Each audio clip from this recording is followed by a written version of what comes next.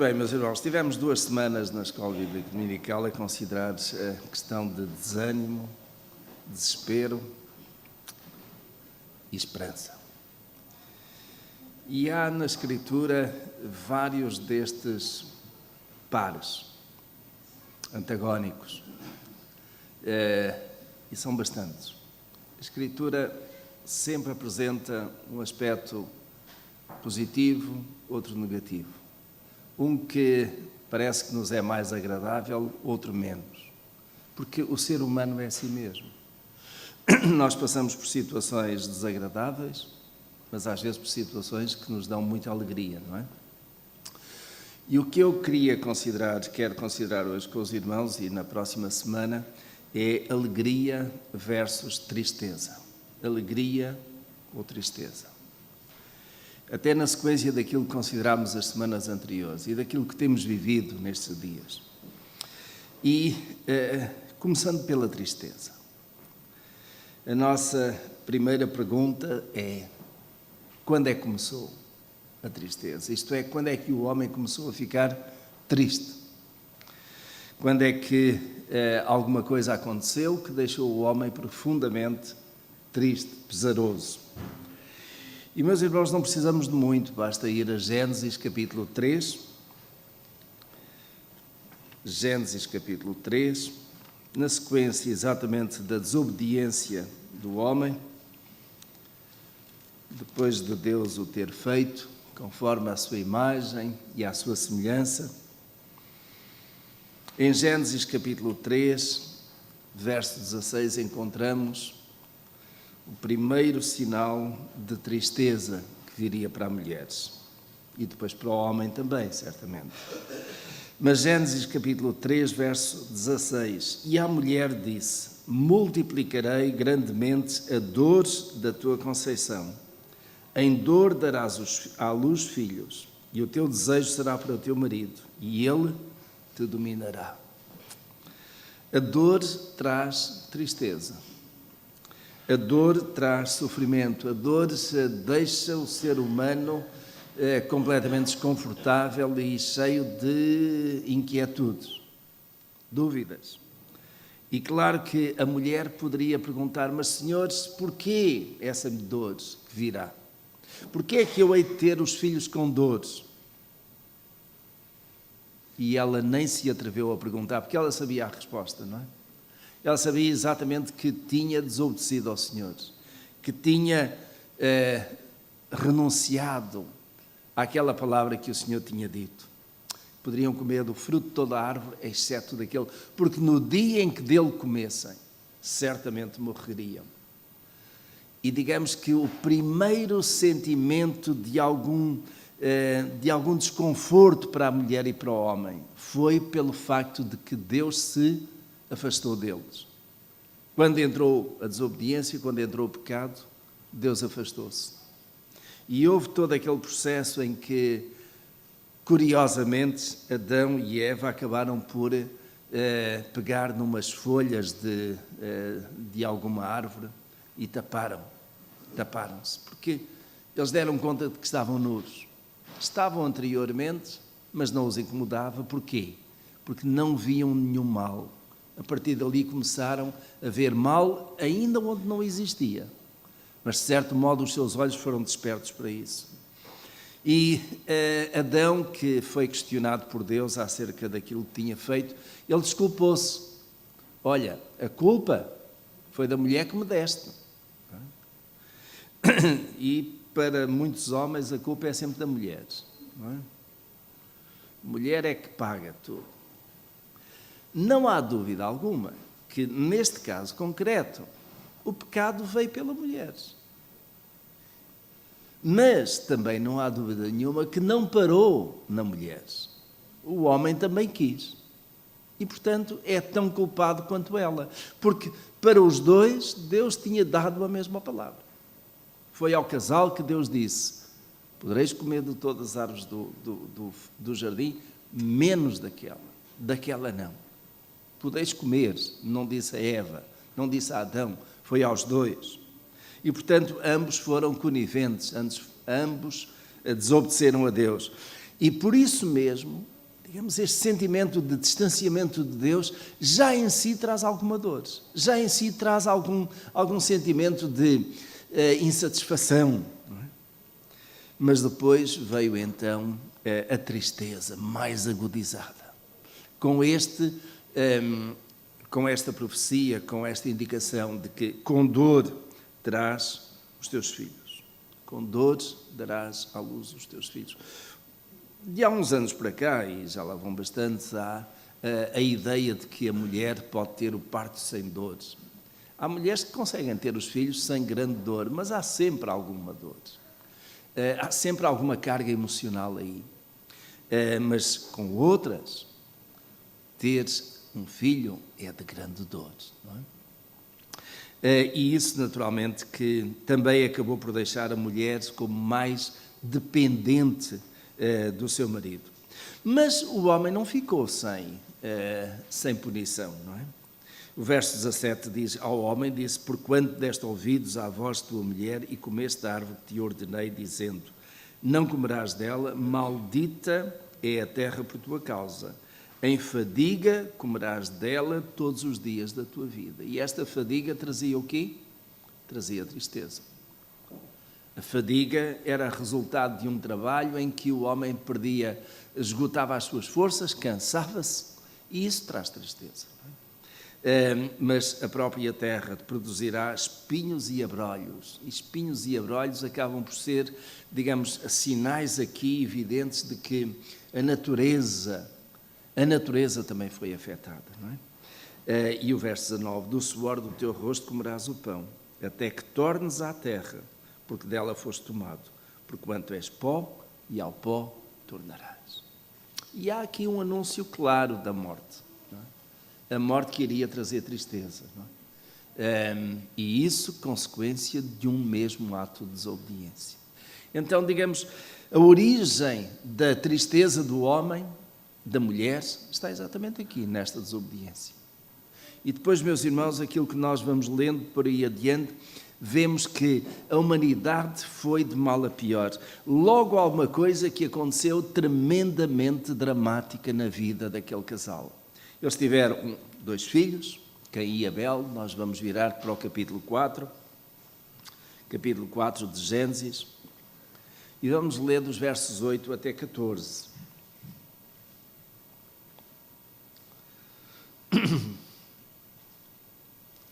Isto, meus irmãos, é quando a tragédia entra em casa.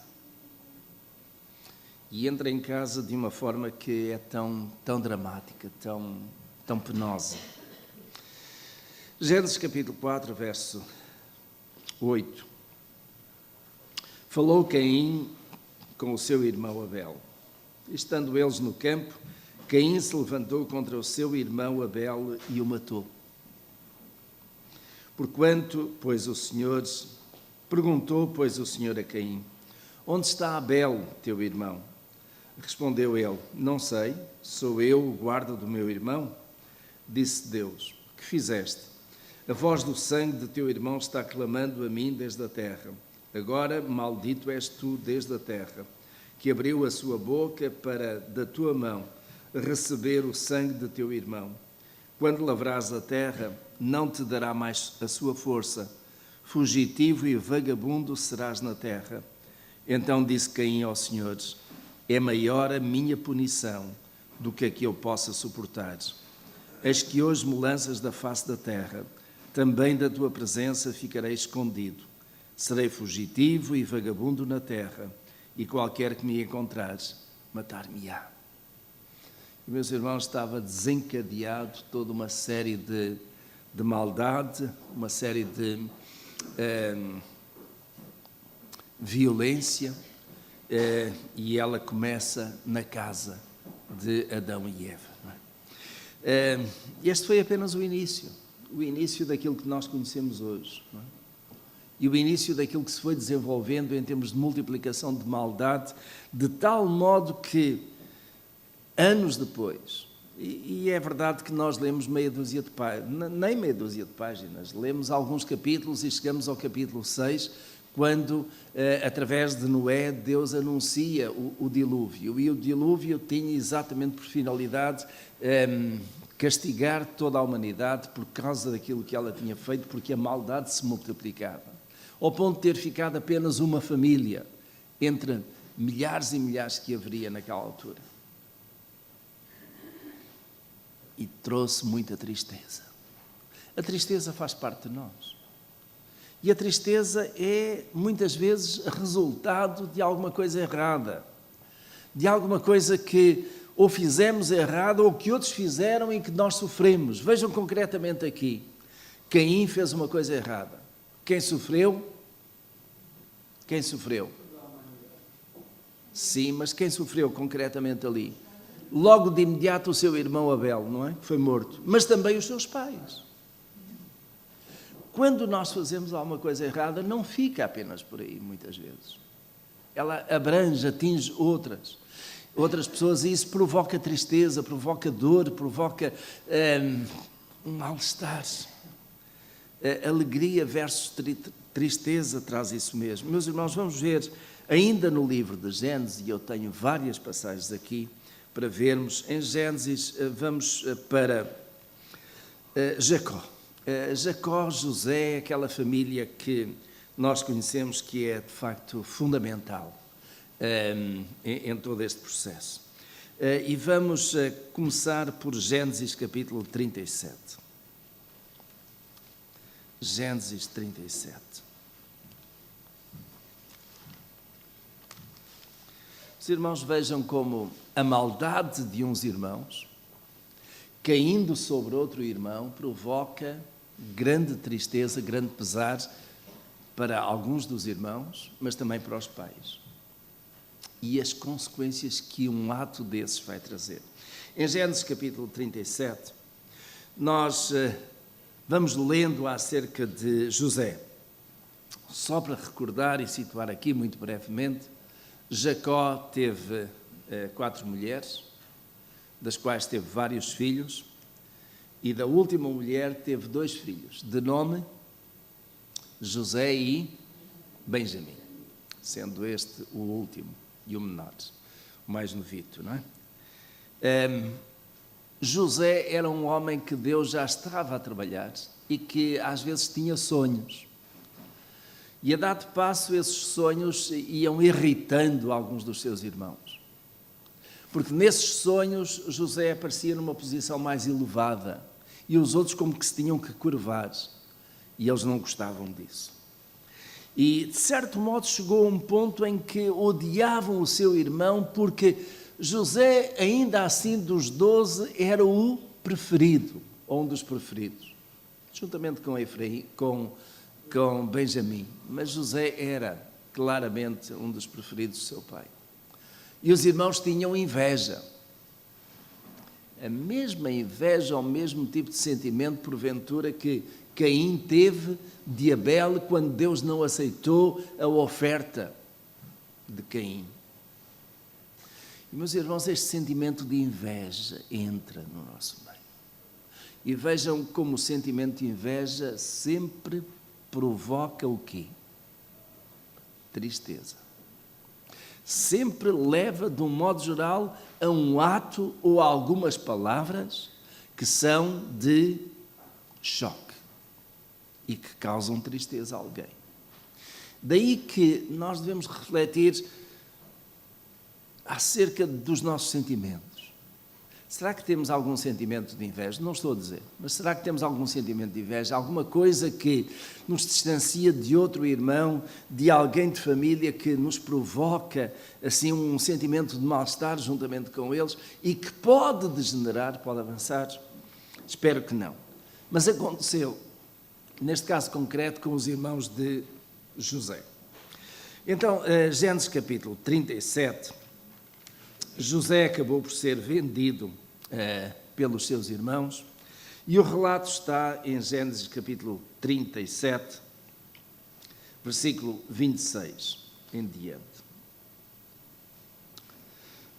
Verso 26. Disse Judá a seus irmãos: de que nos aproveita matar nosso irmão e encobrir o seu sangue?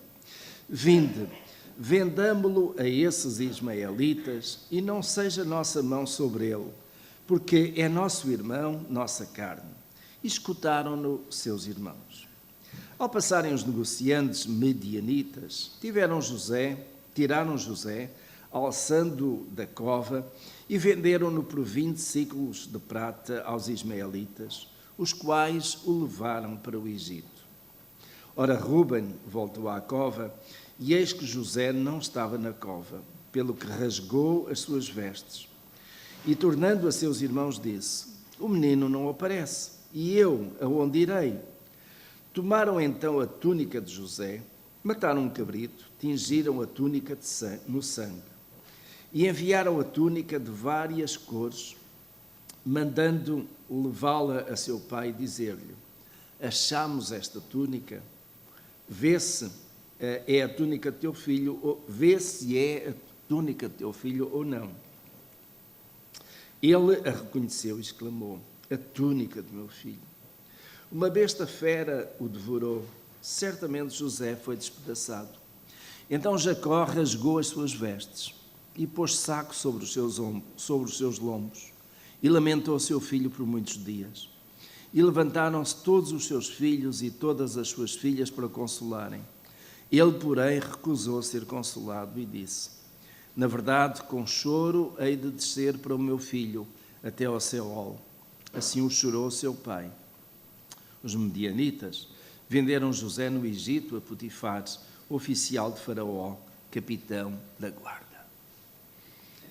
Vejam, meus irmãos, como um sentimento maldoso, neste caso foi a inveja que gerou isso, acabou por desencadear toda uma trama em que José foi envolvido. E essa trama tinha que ter algum sentido lógico para o seu pai.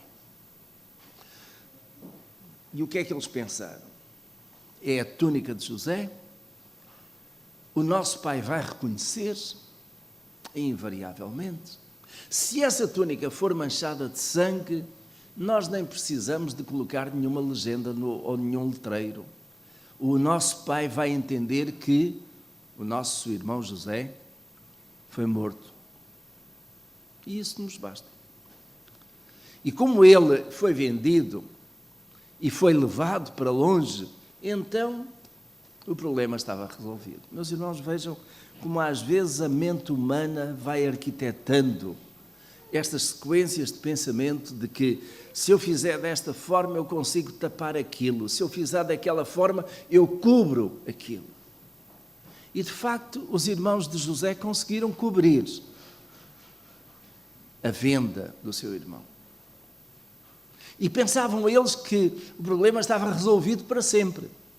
Livraram-se do seu irmão, até ganharam algum dinheiro com isso, 20 ciclos de prata não era nada mal para aquele tempo. Então estavam felizes, estavam alegres. Mas o seu pai ficou tremendamente triste. Porque pai que é pai não pode fazer outra coisa senão chorar e entristecer-se pela morte do seu filho. E Jacó chorou. Diz a Escritura ali no verso 34, ele rasgou as suas vestes, pôs saco sobre os seus ombros. Esta era uma atitude que os antigos tinham e particularmente nós encontramos no Antigo Testamento como uma forma de humilhação, de humildade, de alguém que, no fim de contas, reconhece a sua condição miserável de que não é nada. Então vestir-se, colocavam cinza sobre a cabeça, com isso trazendo e marcando bem essa ideia de que era pó e o pó estava a ser acrescentado ao seu corpo, digamos, esta finitude humana. Só que as coisas não iam ficar por aí.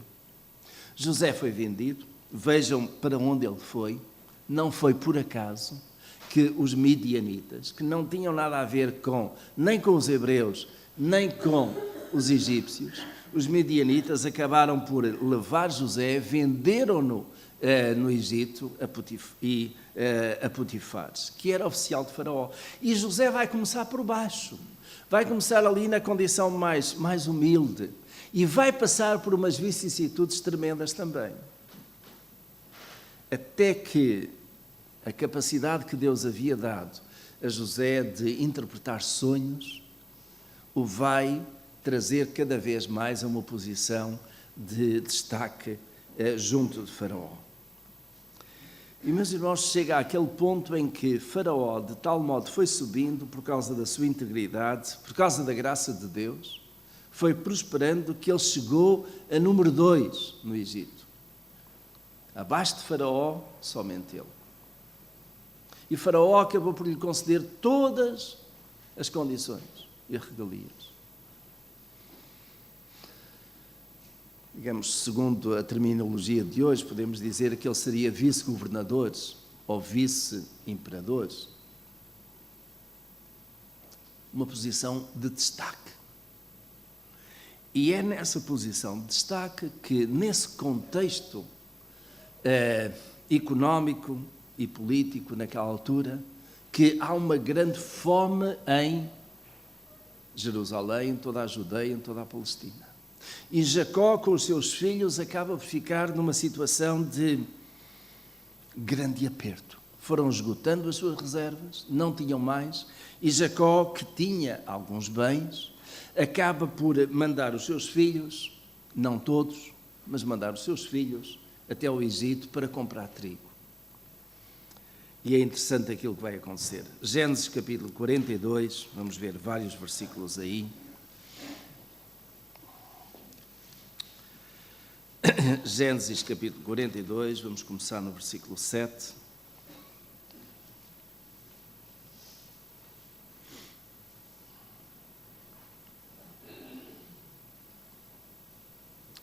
Os irmãos de José chegam ao Egito e o verso 6 e 7. José era o governador da terra, era ele quem vendia a todo o povo da terra, e vindo os irmãos de José, prostraram-se diante dele com o rosto em terra. José, vendo seus irmãos, reconheceu-os, mas portou-se como um estranho para com eles, falou-lhes asperamente e perguntou-lhes: de onde vindes? Responderam eles: da terra de Canaã, para comprarmos mantimento. José, pois, reconheceu seus irmãos, mas eles não o reconheceram. E José vai trabalhar esta oportunidade de uma forma extraordinária.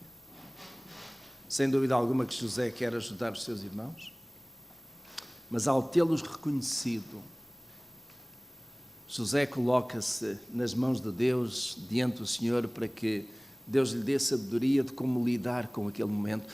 Os irmãos podem imaginar, coloquem-se naquela situação. Os vossos irmãos fizeram uma coisa tremendamente errada contra vós. E agora vem até vós, vós que estáis naquela posição de destaque e de supremacia. E ao verdes os vossos irmãos, qual é o sentimento natural que vem logo nos vossos corações? O desejo de vingança. Está bem? Pode ser. Ou o desejo de os abraçar. O que é que estaria naquele momento a dominar como sentimento em José? Eu penso por aquilo que nós lemos a seguir que talvez fosse um misto, talvez. O desejo de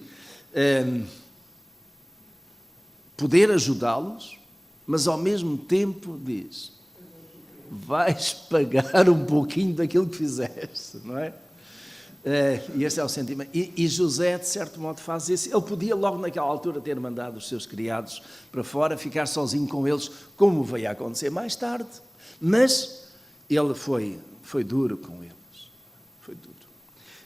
Vamos continuar a ver, porque o capítulo 42 é bastante rico. Não podemos estar a ler tudo, mas alguns aspectos aí. Versículo 21.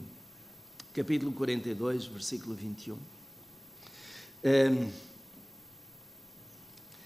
Há aqui um processo pelo meio, os irmãos, ainda um pouquinho antes. Talvez valha a pena ler.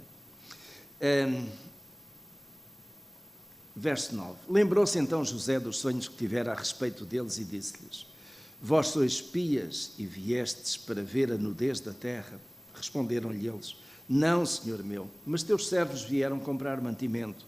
Nós somos todos filhos de um mesmo homem, somos homens de retidão, e os teus servos não são espias. Replicou-lhe eles: não, antes viestes para ver a nudez da terra. Portanto, vejam José aqui insistir com eles e a colocá-los aqui numa posição de xeque, não é? Mas eles disseram: nós, teus servos, somos 12 irmãos, filhos de um homem da terra de Canaã. O mais novo está hoje com nosso pai e o outro já não existe. Respondeu-lhe José: é assim como disse, sois espias. Portanto, ainda mais calcou. Nisto sereis provados. Pela vida de Faraó não saireis daqui, a menos que venha para cá vosso irmão mais novo. E este iria ser o grande teste. Iria ser o grande teste não tanto para os irmãos, mas para o pai. Enviai um dentre vós, que traga vosso irmão, mas vós ficareis presos, a fim de serem provadas as vossas palavras, se há verdade convosco, e se não, pela vida de Faraó, vós sois espias. Meteu-os juntos na prisão por 3 dias. Ao 3º dia disse-lhe José: fazei isto e vivereis, porque eu temo a Deus. Se sois homens de retidão, que fique um dos irmãos preso na casa da vossa prisão, mas e de vós? Levai trigo para que a fome de vossas casas, e trazei-me o vosso irmão mais novo. Assim serão verificadas vossas palavras, e não morrereis. E eles assim fizeram.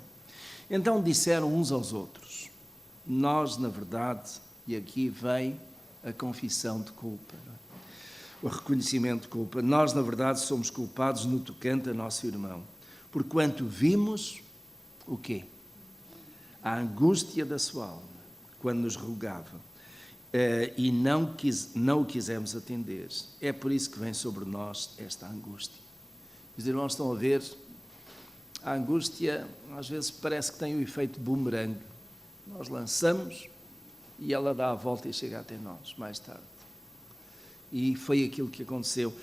Alguns dos irmãos aqui estão a reconhecer: nós vimos a angústia de José quando nós o colocámos naquela cisterna, quando o vendemos para os medianitas, quando ele foi, nós vimos a sua angústia.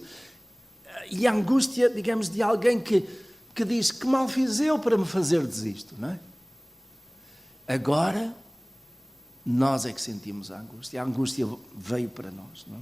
Respondeu-lhe Ruben, verso 22, não vos dizia eu, não pequeis contra o menino, mas não quisestes ouvir, por isso agora é requerido de nós o seu sangue.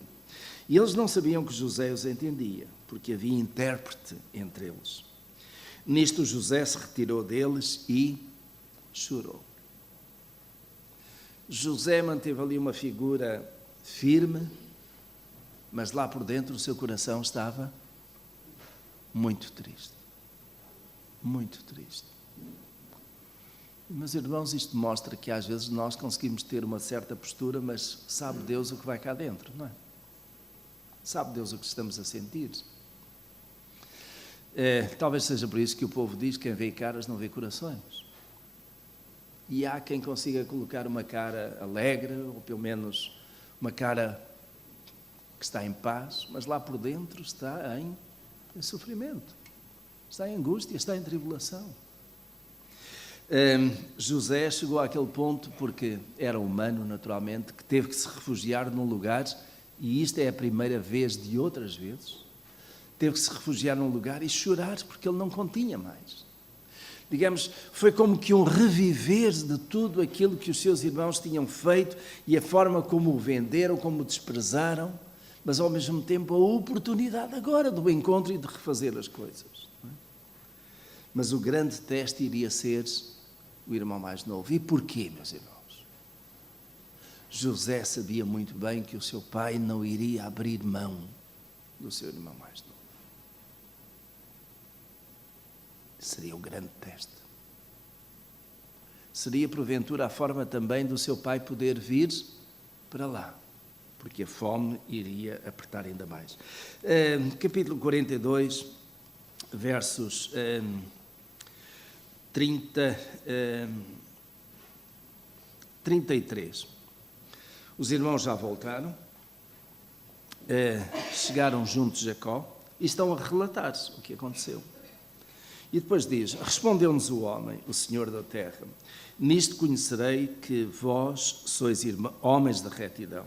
Deixai comigo a um dos vossos irmãos e levai trigo para a fome das vossas casas e parti, e trazei-me vosso irmão mais novo. Assim saberei que não sois espias, mas homens de retidão. Então vos entregarei o vosso irmão e negociareis na terra. E aconteceu que, despejando eles os sacos, eis que o pacote de dinheiro de cada um estava no seu saco. Quando eles e seu pai viram os seus pacotes de dinheiro, tiveram medo. E já agora, só lembrares, eles levaram dinheiro para comprar trigo, não iam pedir, mas os sacos foram cheios, mas José mandou pôr o dinheiro de volta nos sacos. E isto seria como que um puzzle que teria que ser entendido mais tarde. Verso 36. E o verso 36 aqui até ao 38 mostra a angústia, a tristeza de Jacó. Então Jacó, seu pai, disse-lhes: tendes-me desfilhado. Isto é, tirado um filho. José já não existe, e não existe Simeão, e haveis de levar Benjamim. Todas estas coisas vieram sobre mim. Mas Rúben falou a seu pai, dizendo: mata os meus 2 filhos, se eu te não tornar a trazer, entrego-o na minha mão, e tu o tornarei a trazer. Ele, porém, disse: não descerá meu filho convosco, porque o seu irmão é morto, e só ele ficou. E vejam aqui um aspecto: só ele ficou. Se lhe suceder algum desastre pelo caminho em que fordes, fareis descer as minhas cãs com tristeza ao Seol, ou Sheol. E o que é que são as cãs?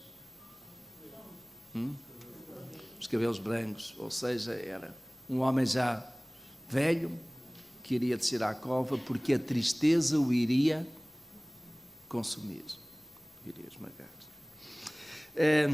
Capítulo 43. Benjamim acaba por ir com os seus irmãos, e a partir do verso 11, capítulo 43, verso 11. Então disse-lhes Israel, seu pai: se é assim, fazei isto: tomai dos melhores produtos da terra, das vossas vasilhas, e levai ao homem um presente: um pouco de bálsamo, um pouco de mel, tragacanto e mirra, nozes de fistico e amêndoas. Levai em vossas mãos dinheiro em dobro, e o dinheiro que foi devolvido na boca dos vossos sacos. Tornai a levá-lo em vossas mãos, bem pode ser que fosse engano. Levai também vosso irmão, levantai-vos e voltai ao homem. E o verso 14 mostra o quê?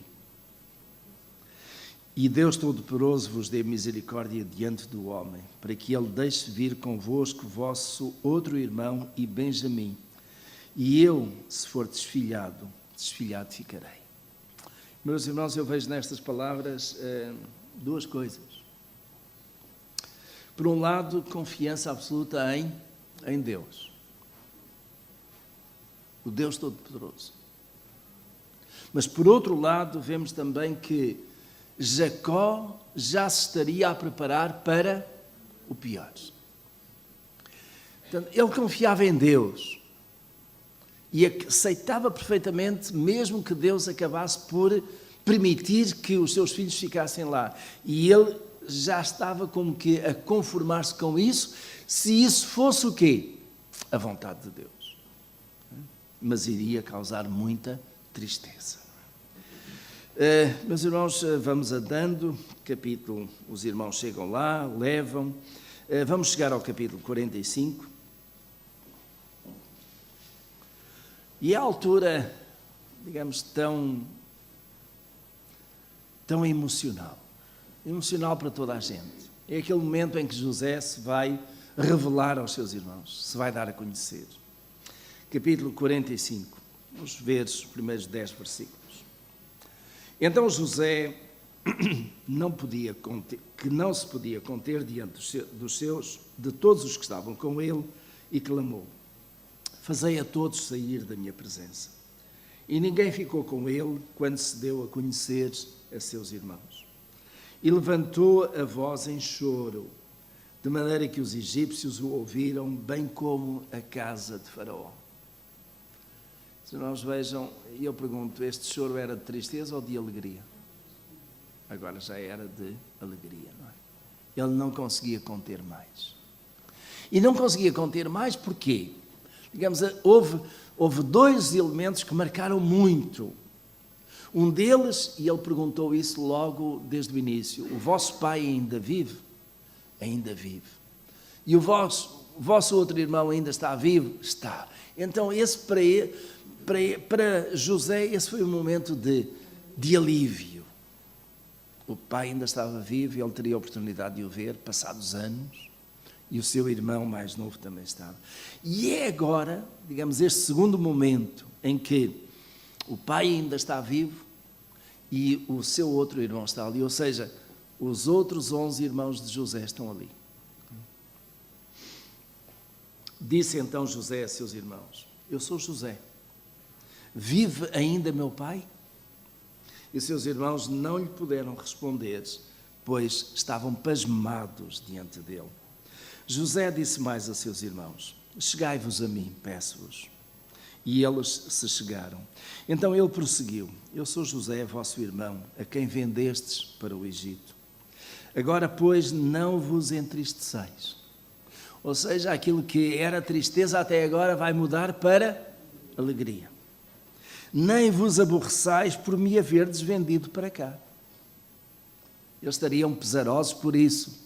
Mas vejam como, e meus irmãos, como isto é importante. Um ato maldoso, um ato que foi criminoso, podemos dizer, em termos emocionais. Um ato que poderia ter tido consequências de perda absoluta da vida de José, acabou por tornar-se em alguma coisa tão positiva. A maldição tornou-se em bênção, não é? A tristeza vai dar lugar à alegria. Agora, pois, não vos entristeçais, nem vos aborreçais por me haveres vendido para cá, porque para preservar a vida é que Deus me enviou. E esta expressão aqui, adiante de vós, é simplesmente extraordinária. Não é, meus irmãos? José é mandado adiante. Ou seja, os irmãos pensaram que foram eles, pela sua maldade, pelo seu desejo de vingança ou de inveja, o que fosse, mandaram José, livraram-se de José. E Deus transforma aquilo que era uma intenção errada, maldosa, naquilo que veio a ser bênção para o Egito e para todo o povo, pelo menos durante um tempo, não é? Claro que depois veio o tempo da escravidão, muito prolongada, mas isso foi outra história, não é? Verso 6. Porque já houve 2 anos de fome na terra, e ainda restam 5 anos, em que não haverá lavoura nem cega. Isto, meus irmãos, tem a ver com o quê? Com aqueles 7 anos de vacas magras, e depois, ou melhor, 7 anos de vacas gordas, e agora as vacas magras. Deus enviou-me adiante de vós para conservar-vos descendência na terra e para guardar-vos em vida por um grande livramento. Assim não fostes vós que me enviaste para cá, senão Deus, que me tem posto por pai de Faraó e por senhor de toda a terra, toda a sua casa, e como governador sobre toda a terra do Egito. Apressai-vos. Ou seja, quando há alegria, meus irmãos, há pressa, não é? Há pressa para quê? Para que essa alegria possa chegar a outros. Apressai-vos, subi a meu pai e dizei-lhe: assim disse teu filho José: Deus me tem posto por Senhor de toda a terra do Egito. Desce a mim e não te demores. E habitarás na terra de Gósen, e estarás perto de mim, tu e teus filhos, e os filhos de teus filhos, e os teus rebanhos, o teu gado, e tudo quanto tens. Ali te sustentarei, porque ainda haverá 5 anos de fome, para que não sejas reduzido à pobreza, tu e a tua casa, e tudo quanto tens. E o verso 14. Então se lançou ao pescoço de Benjamim, seu irmão, e chorou. E Benjamim chorou também ao pescoço dele. E José beijou a todos os seus irmãos, chorando sobre eles. Depois seus irmãos falaram com ele. E esta nova se fez ouvir na casa de Faraó. São vindos os irmãos de José, o que agradou a Faraó e a seus servos. E ordenou Faraó a José: diz a teus irmãos, fazei isto, carregai os vossos animais, parti e tornai à terra de Canaã, etc. E depois de lá, quem é que vem? Vem Jacó também. E chegamos ao capítulo 46 e aos últimos versículos para hoje.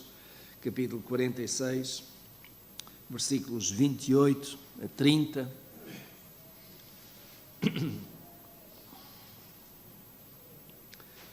Ora, já agora o verso 26, porque tem aqui um detalhe que é interessante. Todas as almas que vieram com Jacó para o Egito e que saíram da sua coxa, fora as mulheres dos filhos de Jacó, eram todas 66 almas.